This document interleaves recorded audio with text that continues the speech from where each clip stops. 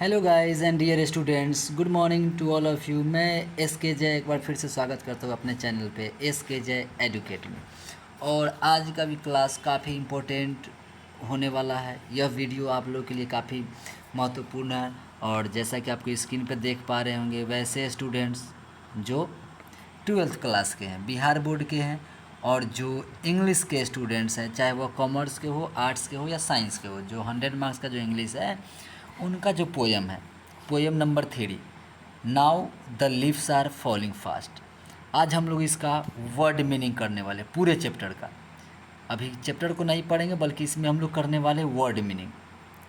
सबसे पहले word meaning करेंगे, फिर इसका चैप्टर वाइज, इसका लाइन बाय लाइन हम लोग एक्सप्लेनेशन भी पढ़ेंगे नेक्स्ट वीडियो में। इस वीडियो में सिर्फ और सिर्फ हम लोग वर्ड मीनिंग करने वाले हैं। तो now the leaves are falling fast के जो राइटर है, जो कवि है, वह है W.H. ऑर्डेन, जिनका जन्म हुआ था 1907 में और डेथ हो गई थी 1973 में। तो यहाँ पर अब हर चैप्टर को पढ़े बिल्कुल आसानी से, क्योंकि वर्ड मीनिंग पता रहेगा तो आप किसी भी चैप्टर को आसानी से पढ़ सकते हो। तो चलिए हम लोग बढ़ते हैं आगे चैप्टर में, टाइम वेस्ट नहीं करते हैं। पहले थोड़ा सा राइटर के बारे में है, इसको आप समझ लीजिए। पोएट के बारे में है, इसको आप थोड़ा सा समझ लेंगे। एक मिनट ज़रा सा वेट करेंगे, मैं साइज ठीक कर लूँ। हाँ, तो ये हो गया। Now the leaves are falling fast. अरे सॉरी, इसमें टी छूट गया, फास्ट। ठीक है। इसके पोएट कौन है? W.H. ऑर्डेन, जन्म 1907 में और डेथ 1973 में। गॉट द पुलित्ज़र प्राइज़ इन 1948। ये काफ़ी इम्पोर्टेंट क्वेश्चन है, याद रखिएगा। 1948 में इनको पुलित्ज़र प्राइज़ इन्होंने प्राप्त किया था, इनको मिला था। कब मिला था? 1948 में। क्या मिला था?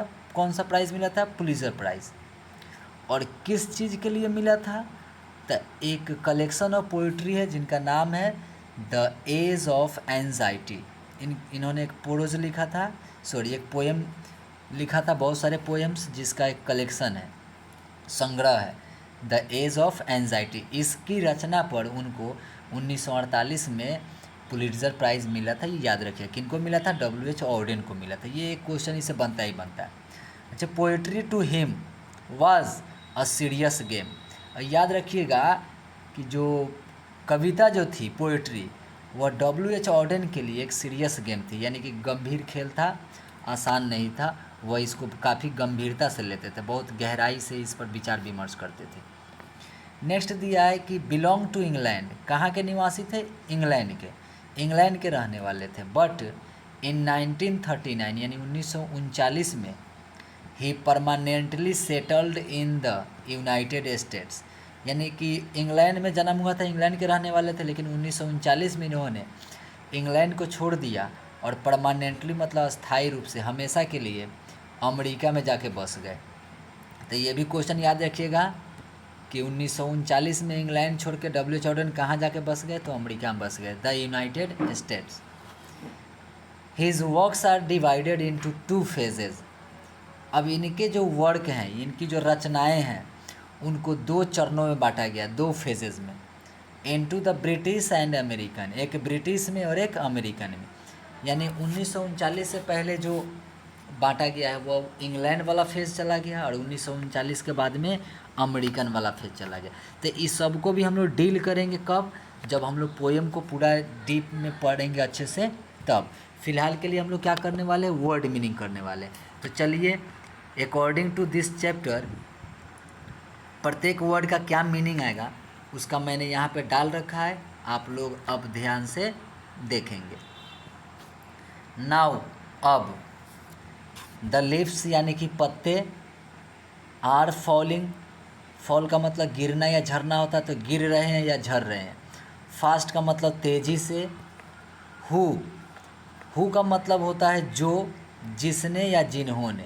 और जब क्वेश्चन के तौर पे पूछा जाएगा तो हु का मतलब होता है कौन। हु का मतलब होता है कौन, जब इससे क्वेश्चन किया जाता है। अच्छा, वन मतलब जीता, इसका V2 है, V1 होता है विन, विन मतलब जीतना। पुलित्ज़र प्राइज़, तो देखो ये पुलित्ज़र प्राइज़ है तो ये इसका पुलित्ज़र प्राइज़ ही होगा। हाँ, प्राइज़ का मतलब होता है उपहार, या पुरस्कार, ठीक है। फॉर हिज कलेक्शन, तो उनके संग्रह के लिए, यानी उनके अपने संग्रह के लिए, ये अकॉर्डिंग टू बुक अपने वर्ड आएगा हिज के लिए। द एज, एज का मतलब होता है उम्र या युग। एंजाइटी, एंजाइटी का मतलब होता है चिंता, व्याकुलता। वर्सटाइल, वर्सटाइल का मतलब है बहुमुखी, मतलब जो काफ़ी क्षेत्रों में प्रसिद्ध हो। इंटेलेक्चुअली मतलब बौद्धिक रूप से, इंटेलेक्चुअल मतलब बौद्धिक होता है, तो इंटेलेक्चुअली यानी बौद्धिक रूप से। विगोरस पोएट, देखो विगोरस का मतलब सशक्त और पोएट का मतलब था कवि, मतलब काफ़ी अच्छे पकड़ वाले, किसी चीज़ पर जिनका पकड़ काफ़ी अच्छा हो, सशक्त हो। वर्स ड्रामाटिस्ट, वर्स का मतलब होता है पद्य और ड्रामाटिस्ट का मतलब होता है नाटककार, यानी पद्य नाटककार। क्रिटिक मतलब होता है आलोचक, क्रिटिक मतलब आलोचक। चलिए नेक्स्ट, स्लाइड नंबर 4।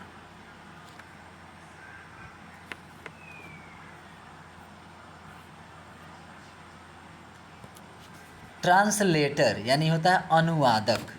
एडिटर संपादक, पोएट्री काव्य या कविता।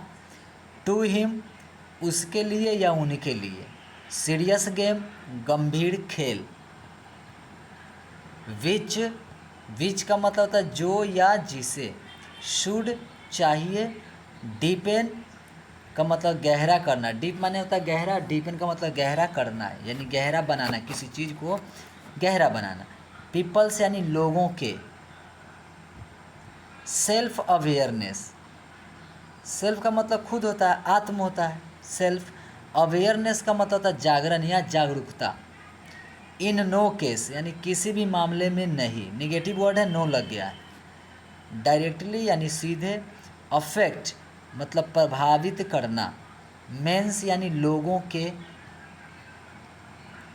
पॉलिटिकल, पॉलिटिकल का मतलब क्या होता है राजनीतिक। क्लियर है। Next, slide number 5।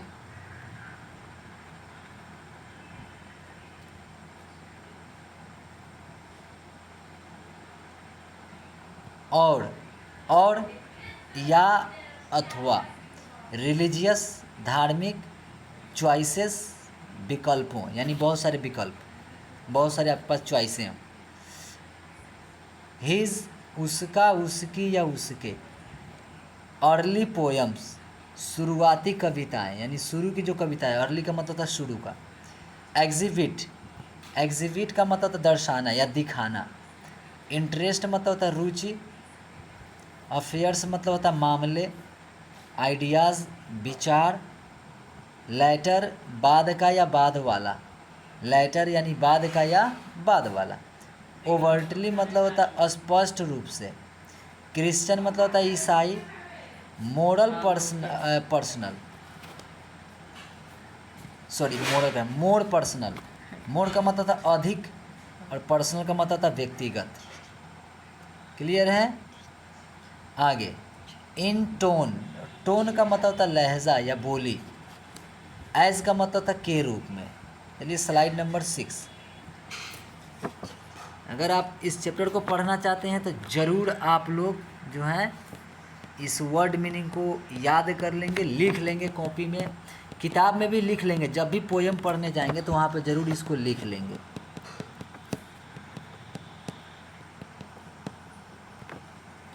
टेक्नीशियन यानी तकनीशियन। एक्सप्लोर्ड यानी खोज की या उजागर किया। वैरायटी मतलब था प्रकार, जैसे काइंड होता है उसी तरह। स्टेंजा यानी कि छंद। फॉर्म्स, फॉर्म्स का मतलब रूप होता है। अच्छा, मीटर भी पोएम का ही होता है, मीटर का मतलब मीटर ही होता है। पोएम का ही एक टर्म होता है, पोएम का एक प्रकार होता है। ये जब आप गहरे रूप से पढ़ते हो तो आपको मालूम चलता है, आगे मैं बताऊंगा। पैशन, पैशन मतलब शौक, इच्छा। वर्ड क्वाइनिंग, वर्ड क्वाइनिंग का मतलब है निर्माण करना, शब्द का निर्माण करना, शब्द पिरोना। वर्ड क्वाइनिंग यानी नए नए शब्द बनाना। ये W.H. ऑर्डन काफ़ी अच्छे तरीके से जानते थे। यूजिंग का मतलब उपयोग करना। आर्केइक वर्ड्स, आर्केइक मतलब था प्राचीन, प्राचीन शब्द। विच जो। या जी से भी होता है विच का।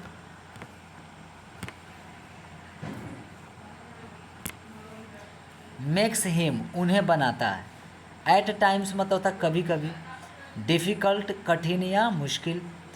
अंडरस्टैंड अर्थात समझना। टू अंडरस्टैंड यानी कि किसी चीज़ को समझना। आगे आते हैं स्लाइड नंबर 7।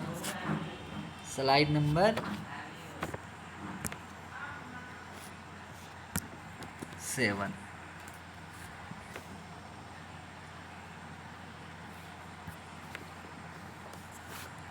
लेफ्ट, लीव मन छोड़ना होता है, इसका V2 है लेफ्ट यानी कि छोड़ दिया। ठीक है। एज अर्ली एज यानी शुरू में ही, जितना जल्दी, एकदम शुरुआत में ही इन्होंने छोड़ दिया। टू सेटल, सेटल का मतलब होता है बसना, कहीं जाके बस जाना। परमानेंटली यानी कि अस्थायी रूप से। वर्क यानी कि कृति, कार्य या उनकी रचना। इज डिवाइडेड मतलब बांटा जाता है। इनटू टू फेजेस, दो चरणों में। द नोटेबल वर्क्स यानी उल्लेखनीय रचनाएं जिनका उल्लेख किया गया। ओरेटर यानी वक्ता। ओरेटर।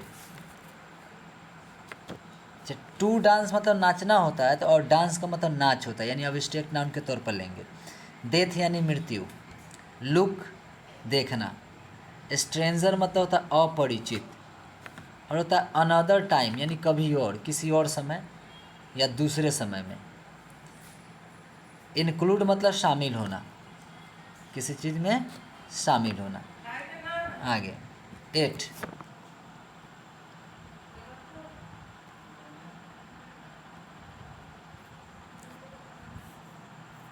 Slide number 8। हाँ, न्यू ईयर, इसका मीनिंग तो सबको पता है, नया साल। लेटर यानी पत्र। शील्ड मतलब क्या होता है, कवच, जो लड़ाई करने जाते हैं, कवच जो लगा रहता है। अकीलिस, अकीलिस एक व्यक्ति का नाम है। ठीक है, अकीलिस भी एक व्यक्ति का नाम है जिसका जिक्र जिसके ऊपर एक किताब लिखा है इन्होंने, तो आप पढ़ोगे तो आपको मालूम चलेगा। द प्रेजेंट लिरिक, प्रेजेंट का मतलब क्या होता है, प्रस्तुत। प्रस्तुत, लिरिक यानी गीत, काव्य रचना। इनैक्ट्स यानी दर्शाता है, उजागर करता है। किस चीज़ को, द फ्रस्ट्रेशन, फ्रस्ट्रेशन मतलब क्या होता है, निराशा। इनहेरेंट मतलब अंतर्निहित या समाहित, यानी किसी चीज़ में बस जाना, समाहित हो जाना, किसी चीज़ में जाके समाहित हो गया था। किस में समाहित हो गया था, इन ह्यूमन लाइफ, मानव जीवन में। द एस्पिरेशंस यानी आकांक्षाएं। दैट यानी जो। नॉट फुलफिल्ड का मतलब होता, और फुलफिल का मतलब होता पूरा, जो फुलफिल नहीं हुआ था, अधूरा है यानी पूरा जो नहीं हुआ है, नॉट फुलफिल। सेंस, सेंस मतलब समझ भी होता है, भावनाएं भी होती हैं। लोनलीनेस अकेलापन। इन विच जिसमें। Slide number 9।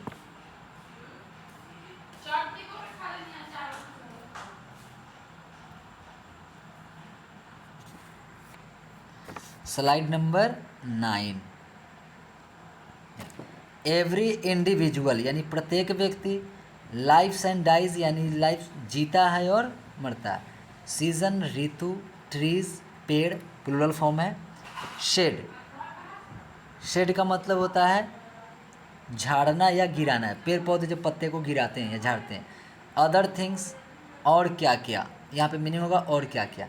टेक प्लेस यानी होता है, यानी किसी का स्थान कोई लेता है। फीलिंग्स यानी भावनाएं। विदाउट मतलब होता है के बिना, किसी चीज़ के बिना। विदाउट मतलब के बिना। इवोक मतलब होता है जगाना, मतलब जगाना मतलब सो कर जगाना नहीं, जगाना मतलब अंदर में किसी चीज़ को जगाना। जैसे आपके अंदर जागरूकता को जगाना, आपकी आंखें खोलना, उसको भी जगाना के तौर पर ही लेते हैं। ओल्ड पीपल यानी बूढ़े लोग। थिंक यानी सोचना। आगे about their own life, about their own life अपने जीवन के बारे में। वेन जब। दे सी वे देखते हैं, सी का मतलब क्या होता है, देखना। चाइल्ड यानी कि बच्चा, चाइल्ड यानी बच्चा। चलिए स्लाइड नंबर 10 में चलते हैं। स्लाइड 10।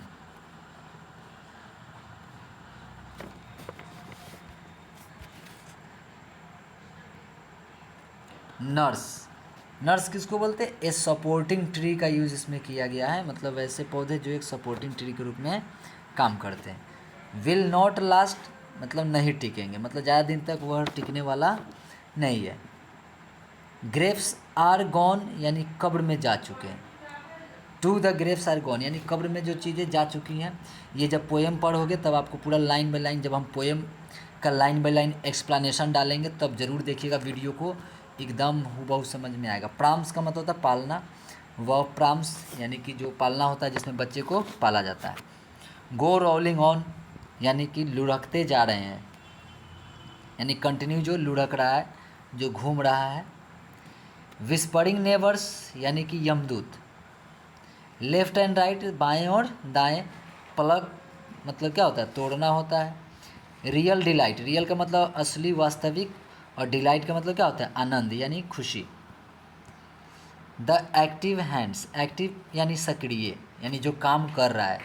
हैंड्स मतलब हाथ, सक्रिय हाथ। मस्ट फ्रीज अवश्य जो है निष्क्रिय हो जाएगा। मस्ट यानी अवश्य, और फ्रीज मतलब जमना यानी कि निष्क्रिय हो जाना, यानी कि उसमें प्राण नहीं रहेगा, वह काम नहीं करेगा। लोनली यानी कि अकेला। On the separate knees, separate मतलब होता है अलग अलग, नीज मतलब होता है घुटना, और ऑन द मतलब उसके ऊपर, अलग अलग घुटनों पर। Slide number 11।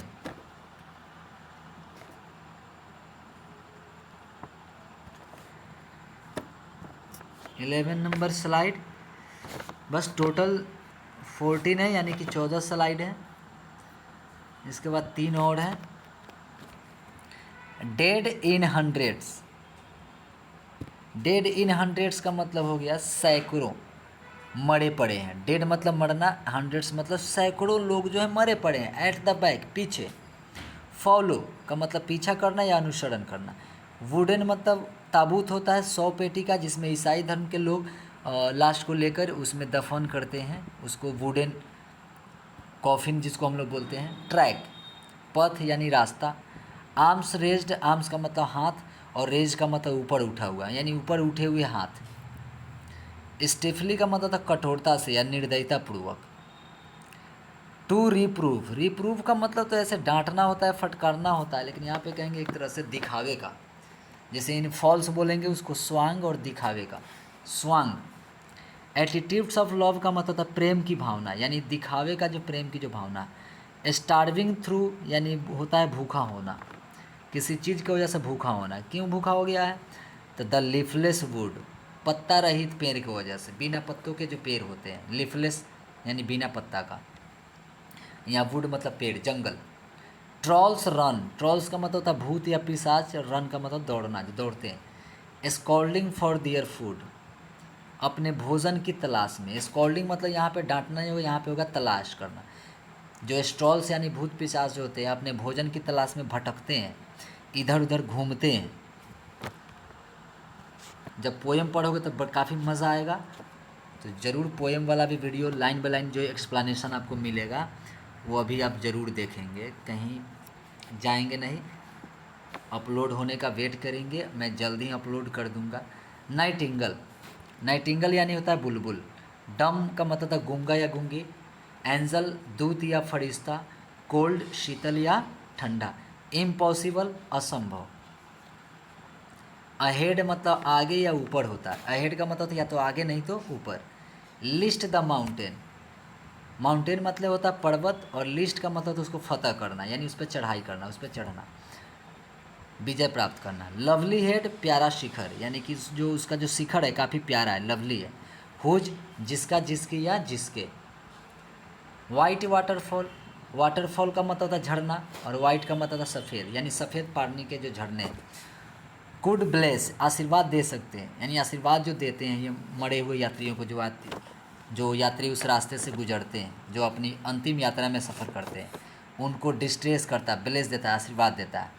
तो ट्रैवलर्स यानी मौत के यात्री। इन दियर लास्ट डिस्ट्रेस यानी उनके अंतिम सफ़र में, अंतिम यात्रा में, मरने के बाद जो अंतिम यात्रा निकलती है उसकी बात करते हैं कभी। एजिंग पर्सन्स, एजिंग मतलब होता है उम्र दराज, एज का मतलब उम्र होता है ना, तो एजिंग पर्सन्स यानी उम्र दराज व्यक्ति, बुजुर्ग लोग, जो बूढ़े लोग होते हैं।